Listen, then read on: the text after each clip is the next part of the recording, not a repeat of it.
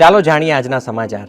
પરમ પૂજ્ય મહંત સ્વામી મહારાજના સંકલ્પ અનુસાર સત્સંગ દીક્ષા ગ્રંથનો મુખપાઠ કરનારા દેશ વિદેશના 15,000 કરતાં વધુ બાળકોને ખાસ લાભ પ્રાપ્ત થાય તે માટે સ્વામીશ્રીની પ્રાતઃ પૂજામાં આજે વિશેષ આયોજન કરવામાં આવ્યું હતું।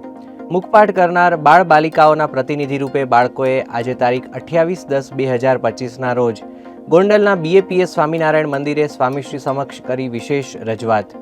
આ રજૂઆતમાં જીવંત પ્રસારણ દ્વારા વિવિધ BAPS કેન્દ્રોના હજારો બાળકો પણ જોડાયા। સ્વામીશ્રીએ આ સૌ બાળકોને દર્શન આશીર્વાદનો લાભ આપ્યો। BAPS બાળ પ્રવૃત્તિ દ્વારા પરમ પૂજ્ય મહંત સ્વામી મહારાજની પ્રેરણાથી ચાલી રહેલા સત્સંગ દીક્ષા મુખપાઠ અભિયાનના એક ભાગરૂપે આજે ઠેર ઠેર યોજાયા સત્સંગ દીક્ષા હોમાત્મક યજ્ઞ।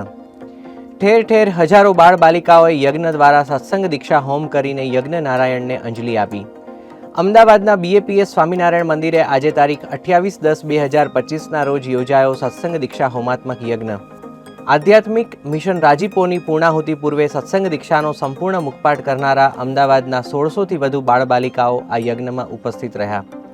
સત્સંગ દીક્ષાના સંસ્કૃત શ્લોકોના ગાન સાથે તેઓએ યજ્ઞ નારાયણને આહુતિ અર્પણ કરી। આ ઉપરાંત મહેસાણાના BAPS સ્વામિનારાયણ મંદિરે પણ આજે સત્સંગ દીક્ષા હોમાત્મક યજ્ઞ યોજાઈ ગયો, જેમાં શહેરના અનેક મહાનુભાવો ઉપસ્થિત રહ્યા।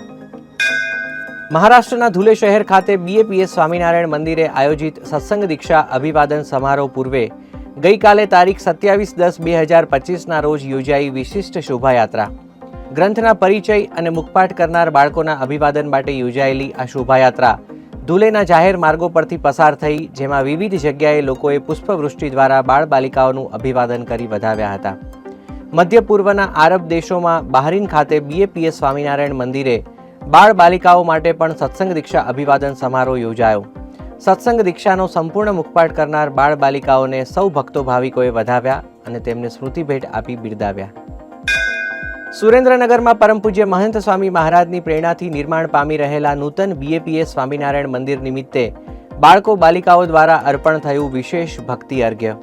પરમ પૂજ્ય સ્વામીશ્રીની આજ્ઞા અને પ્રેરણાથી છેલ્લા ઘણા સમયથી ચાલી રહેલા આ યજ્ઞની શૃંખલામાં તેમના પ્રાગટ્ય દિન તારીખ 13/9/2025થી દર રવિવારે ભક્તોના ઘરે ઘરે બાળકો દ્વારા સત્સંગ દીક્ષા હોમાત્મક યજ્ઞ કરવામાં આવે છે। નૂતન મંદિરનું નિર્માણ સત્વરે પૂર્ણ થાય અને સૌના શુભ સંકલ્પ પૂર્ણ થાય તેવી પ્રાર્થનાઓ સાથે આ યજ્ઞો દ્વારા બાળકો સ્વામીશ્રીના ચરણે વિશેષ ભક્તિ અર્ઘ્ય અર્પણ કરે છે। મહુવાના BAPS સ્વામિનારાયણ મંદિર દ્વારા પરમ પૂજ્ય મહંત સ્વામી મહારાજની પ્રેરણાથી શરૂ થઈ રેલ રાહત સેવા।